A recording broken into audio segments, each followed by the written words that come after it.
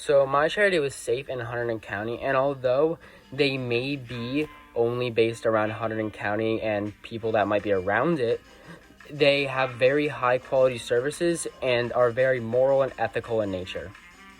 To address my although statement, even though SAFE is mostly based around Hunterdon County, it actually gives them a bigger advantage community-wise than other charities. Charities like the Red Cross, for example, have a much lower account of confidentiality than a place like SAFE, which has a less open sea of people to share things to, and therefore a much less room for volunteers to talk about their experiences and things. I know personally, when I was getting trained for my lifeguard certification by a Red Cross volunteer, he immediately started talking about the things that he's seen in the Red Cross, which doesn't slide in SAFE and can get you either kicked out or just get the people to disrespect you, which people in SAFE don't want because the people there have very personal issues. Additionally, SAFE is very aware of what kind of people they have going on in their town. See, SAFE has a high percentage of bilingual volunteers and workers, which applies to the very high percentage of Hispanic people in our town, which is a great appeal for a lot of people coming to SAFE. Additionally, there's a bigger sense of community because the people who work there, people at SAFE, are able to make connections and fetch people inside of Hunterdon County that might even know some of the patients that go to SAFE. And take Beverly Cicione, for example, who is somebody who lives in New Hope, and she was a licensed psychologist for several years in there, and she went to SAFE and started volunteering instead of getting like a psychologist job that might even pay more. What's more, SAFE has a very high quality of service and standards.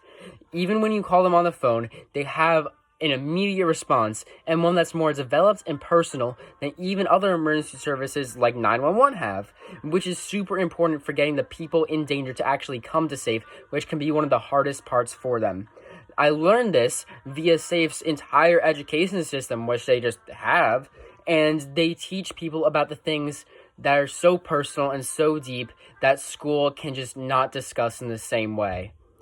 Take Jackson Ann, for example, who went to SAFE and came out, and I quote, more developed through her trauma, her fear, her isolation, and SAFE was her only consistent support throughout all these moments in her life. And through SAFE, she developed through those and came out as a more mature, more available, and just unrecognizable person to who she previously was.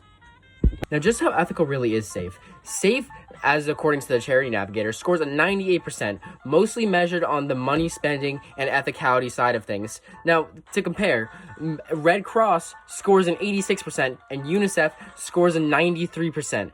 Overpowering these charity giants as a charity based in a tiny hunk of New Jersey is incredible, and actually kind of delves back into my first contention about how locality might actually be a bigger deal than we think.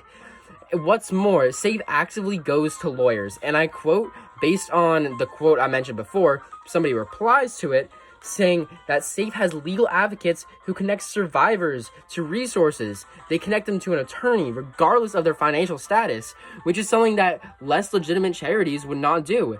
Less legitimate charities would simply keep those people inside of the charity and not branch out to the law to find a permanent solution to these people's problems.